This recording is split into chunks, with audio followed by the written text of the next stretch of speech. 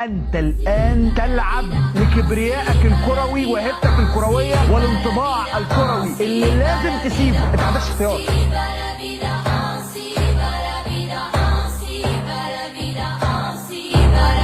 كل اللعيبة في الملعب بلا استثناء مش عارفين يعملوا أساسيات الكورة.